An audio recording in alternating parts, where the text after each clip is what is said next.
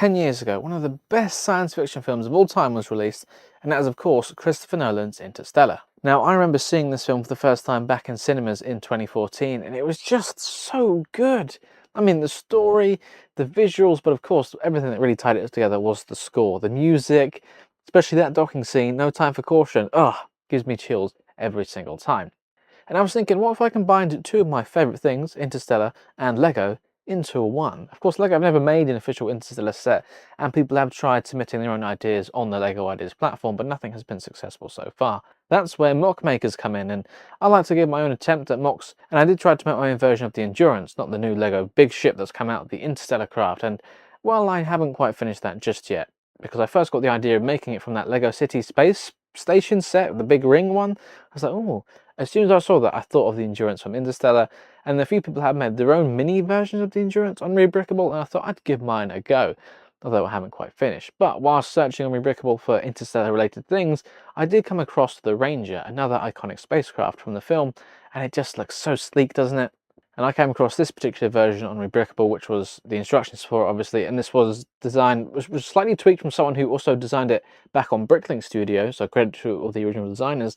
I like that, that's a bit of me, so I gathered all my parts. Some of them I already had, others I had to make a few more Bricklink orders, and well, if you've been subscribed to the channel long enough, you know I'm always placing Bricklink orders, because despite the vast amount of parts I have, I'm looking at my parts collection right now, I never have enough. You always have to order more. My bank balance isn't too keen on. So I'd had all my parts gathered up, I was ready to go, got the instructions, flicking through them, and obviously these custom design instructions are pretty similar to Lego standards, and when building it, everything just went together as expected, although there were some interesting quirks, I should say, about the build processes and the parts used. I think overall it could probably be done a bit more efficiently, and as I was building I was like, well, I could have used this part instead of that part, or two of these instead of one of those, or one of those instead of two of these. It was a little bit of a mismatch, but it went together in the end, and I did make my own modifications along the way. But obviously all the final design, big credit to the designer, because I'm not sure how I could do it better. But one of the real interesting design techniques was how they got the angle right for the roof to have that slope, and the use of the hinge bricks there. Pretty clever, and there's minimal gaps. There's also a few interior details as well, so you've got space for 4 minifigures plus either tars or case, whichever one you want to choose. You can pop them in there as well, and it doesn't have any minifigure access. Obviously there is the door on the back, but you can't really, well, it does open up, but not intended for minifigures to climb through there, so you can remove the whole top section to place your 4 minifigures. But the parts list does include some parts that aren't actually available, so kind of take any old spacemen and you can customize them yourself, which is what I did, and I'll show you that a bit later on. I would say that the size of it is minifigure compatible, if not minifigure scale. It's very close. Obviously you want to make it small enough for the minifigures but still fit interior details, and the fact that it can fit minifigures inside is pretty great to me. I mean, just look at it, it's a sizable thing. And I have added my own little custom, I added a few transparent bricks on the bottom just to raise it up off the ground slightly.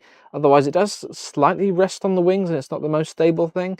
So if you want to have it kind of just hovering off the ground or in a flying pose, I would definitely recommend building your own custom stand for it. I might make a more angled one in the future just so it kind of looked like it's flying maybe, but I'm happy for it to be landed at the moment. And as I said, I did also design my own custom minifigure for it. It's supposed to represent Cooper here, my Matthew McConaughey in Lego, using a few different parts from Lego City minifigures, kind of mismatched together, and I put it all together. The head is from the Mission Impossible Lego Dimensions pack, but of course you can use it kind of any, like the Lex Luthor minifigure head would probably work quite well. I just wanted to find something close, and I did swap out the hands on the minifigure for white ones just to try and recreate that more all white look that the astronaut suit has.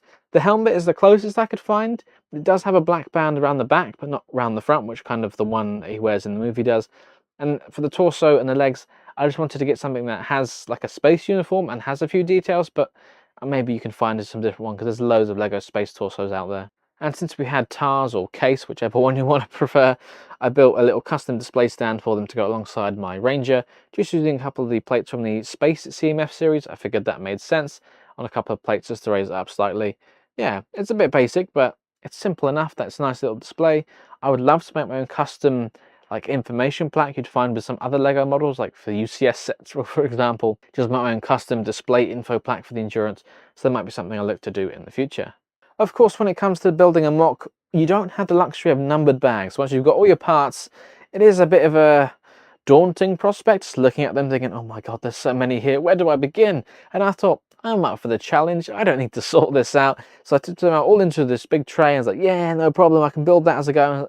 And when I started, I was like, yeah, I probably should sort these. So if you're new to mock building, or if there are a lot of parts, I would always recommend organising your parts first, just to kind of make the build experience a little bit easier. And because some of the build is a little bit fragile and delicate in places, especially when you're putting it together, for example, the side wing panels, a very interesting building technique, which I would not have thought of myself using the ball joint to connect it in, but it can be a bit finicky, and I did add a few extra plates just to make things a bit more secure in certain places. So if you are building this rebrickable mock, do be prepared to add a few extra parts just to make it a little bit stronger, because it's great for display, but if you want to play and swish it around, then just be careful with where you hold it and how things are in place. You can hold it from underneath or from the back, and it's just fine. Obviously the roof does come off nice and easily. It's only attached with a few studs, so you can pop your minifigures inside there as well. Yeah, otherwise it is a nice looking build actually, and it's great for any Interstellar fan out there. Oh, and I just popped a door. And another one of the weaker points is probably the back door here. It is only attached with 2 studs on a hinge, so if that gets knocked, yeah, you might have to keep an eye on that, but at least you can pretend your minifigures climb through it, I guess. There we go, that's popped back in place.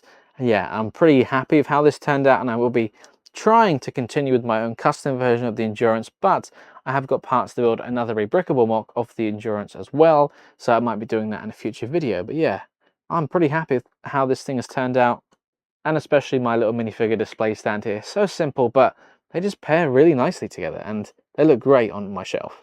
But of course, mocks are great and all, but I'd love LEGO to come out with an official set, because we might get exclusive prints and new parts and some more interesting building techniques that make it a little bit stronger. Maybe for the 20th anniversary that we might get a LEGO set made.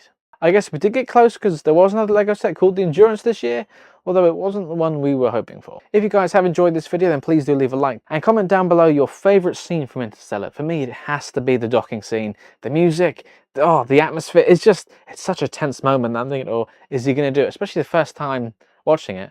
Wow, yeah, so the docking scene is definitely my favourite. Tell me yours in the comments below. And if you are interested in seeing any more LEGO mocks, for example, I've designed the Back to the Future DeLorean, Doctor Who Sonic Screwdriver, and I'm working on a custom LEGO city, which you can see behind me.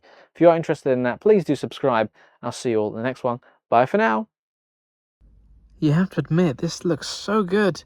I'm so happy that I built it. And there we go, alongside some of my other science fiction builds. Although this is my new favourite. Thank you very much for watching. If you enjoyed this video, don't forget to check out the other videos on this channel or on one of my other channels as well. And of course, don't forget to like, comment, subscribe and share with your friends.